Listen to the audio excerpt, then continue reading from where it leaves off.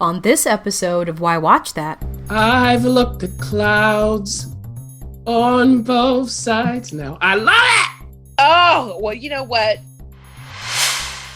Starring in this. This. Give him that R, I'm going to tell you that. You know what? If you don't know. Bernardo. Bernardo. You know, that's exactly who I imagine you being as a music teacher, just for the record. And we'll talk about that. I loved him. He was exactly right.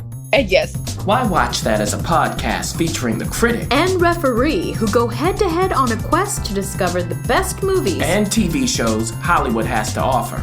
Expect the unexpected from the critic. Well, nothing gets past the ref. We do all the work. So you don't have to. Welcome to Why Watch That.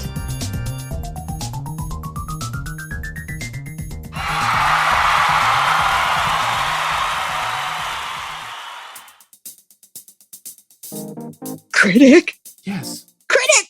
What? Have you heard? We just got a Buy Me a Coffee page. What's that? Boy, come on. It's a place where listeners can support our work for as little as $5. $5. Pretty much the price of a coffee. I don't drink no coffee. What you talking about? Well, you don't drink anything but water and eat raw potatoes, but I guess they can buy you a popcorn. How about that? Yeah, all right. Yeah, right.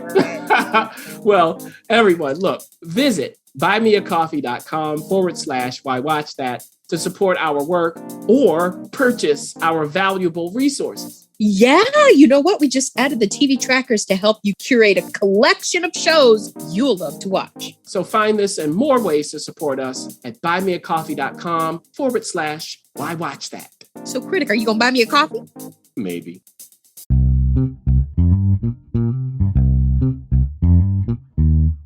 A Why Watch That sneak peek.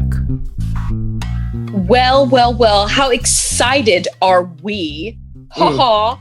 Now, listen, by the time this airs, I'm sure we'll, have some breath and time, but we got a chance to see a sneak peek or a premiere, if you will, of a new movie that premiered at Sundance.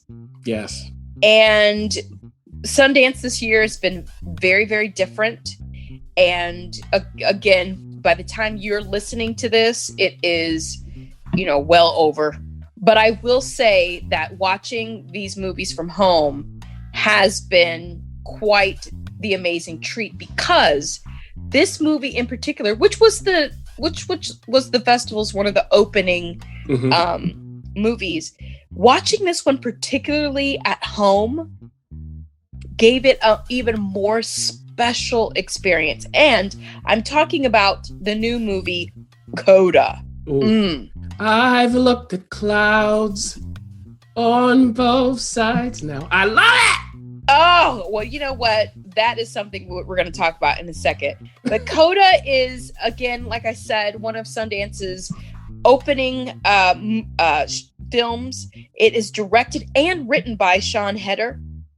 She was able to take a French film that actually, during the talk, she said that the French producers, who are producers on the show, actually commissioned her to do it, to give her own spin on it. And boy, did she ever. And we'll get into that in just a second. But the cast, some of them you will absolutely 100% know, and some you are going to be delightfully introduced to. But I have to start with Marlee Matlin, the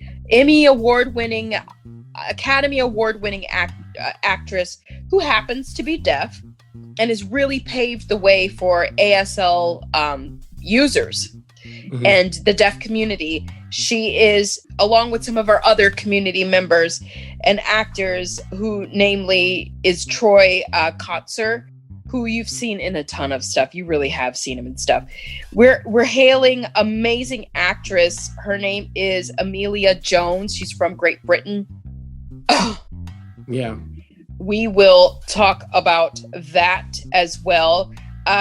Eugenio Derbez is also starring in this. You better give him that R, I'm going to tell you that. You know what? If you don't know, Bernardo. You know what?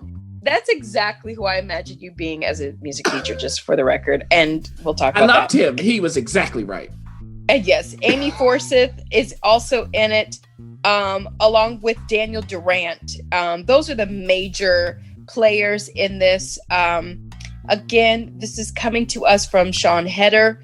She is bringing you a unique experience that the critic is going to walk you through, because it's not something that we've quite seen, but the feeling we got from it is very familiar. And I'll connect it to another Sundance movie that I saw that I think if you like that, you will love this. So, but what's going on here? Because it's unique.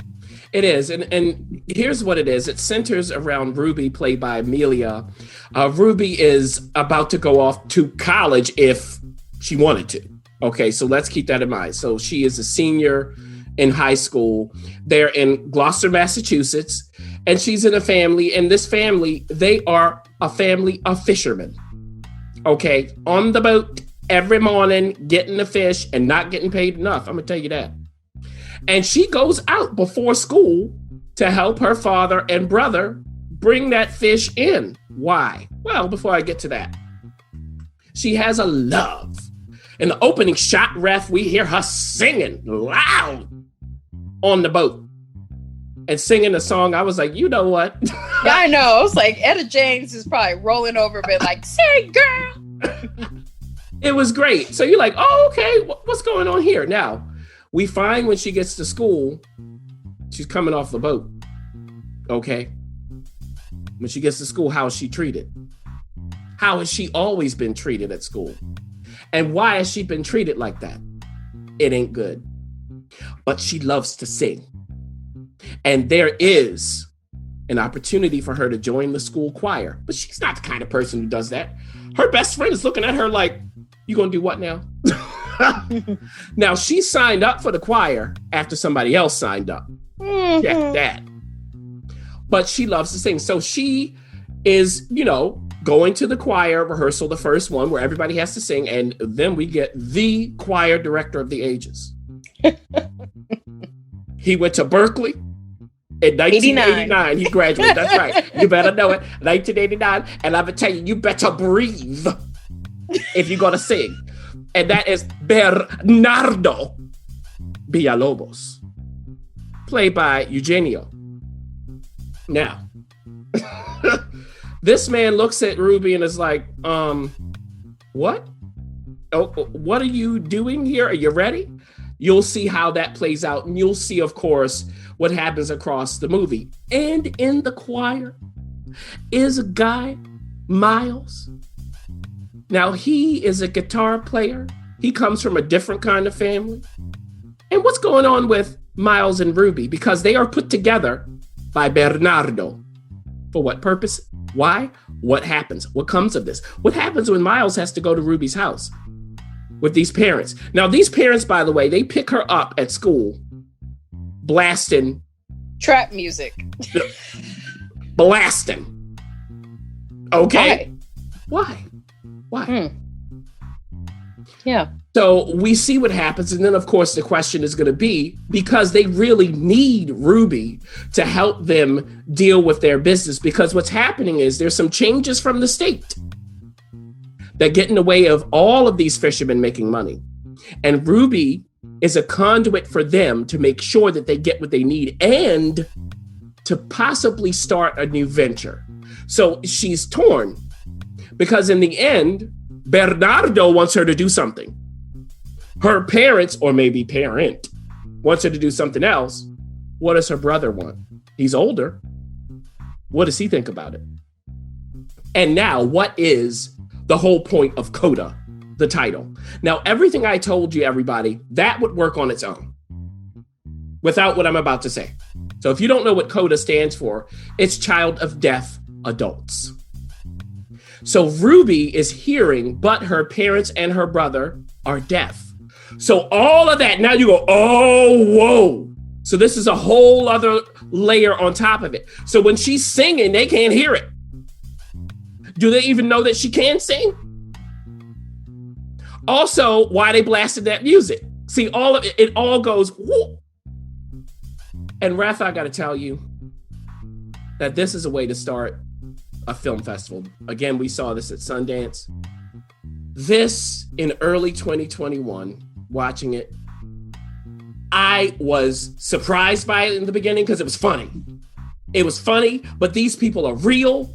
Also, it's familiar in all the right ways, like you were alluding to. It felt familiar, but good. It's a movie about teens without being a teen movie. Like, it's like all this stuff going on. The acting, I mean, these people, that's what they are. They are people. I wanted to be with them. I wanted to spend time with them. It was just great. Emilia as Ruby, signing, singing, acting, the moment fishing, the moment when she and Miles Ref have to do their first duet and they go back to back and she takes that breath, like it's little things where she just and tells the story of what's going on there. Of course, Marlee Matlin, we know, is great as the mom. Troy as the father, their whole dynamic. You won't look. I didn't give away what they look when Miles has a conversation. Listen, and you won't forget it. And what Sean did as a writer director, when you're reading these subtitles when they're signing, I mean, this is worthwhile reading. I mean, if you don't know sign language, some of this stuff is hilarious. I guarantee you, no one has signed some of the things they signed in this movie. Well, you know what? In the Q&A, they actually confirmed that there were some words that they actually had to be like, has anyone ever signed this before? You just know it. There's one scene where they have some insults. I was like, that is very creative. And then when you have the sign language with it, because you can watch it, it's descriptive. It's like you get the message. Yeah. So was it perfect? I wouldn't say it was perfect. I didn't need it to be. The rhythms were great. I was just enjoying being with them. And I know, Ref, at this point, of course, it will have distribution when we release this. Yeah. But at the time of Sundance, it didn't. Somebody is in a bidding war. Well, they're already talking. There was in the Q&A, there was some comments of some Oscar buzz, and everybody likes to think that their movie will do that. For me, the experience was very similar. First, I have to say this: all the stuff that you just said is not a typical Sundance movie that we've seen in the past. Yeah. Meaning, with the new artistic director who actually started, I think this is her third year, I believe, because we missed last year, this year, and the year before. She's brought something hopeful to Sundance, meaning Sundance can be very, just like all film festivals can be very deep, introspective or artistic, or, you just sort of like, oh, that was an experience. But there's something about spending time with real people. With real people that could be family, people that you think you could know, and then putting an interesting story and twist to it. And for me, this is another experience that I liken to Troop Zero. And Troop Zero was one of those movies. If it's on HBO Prime, if you like that, you will love CODA. Troop Zero to me is that weird dance Amazon Prime, right? Is it Amazon Prime? Amazon Prime. What did I say? HBO Prime. Oh, I'm sorry. No, not HBO Prime. Amazon Prime. Excuse me. It's on Amazon Prime, and there isn't even an HBO Prime. I don't even know. You know what? I've been dealing anyway. Yeah. We'll just the thing about it is that feeling you get from Troop Zero, that very beautiful dance between drama and comedy, like high comedy, quirkiness, realness, being a youth, what that means.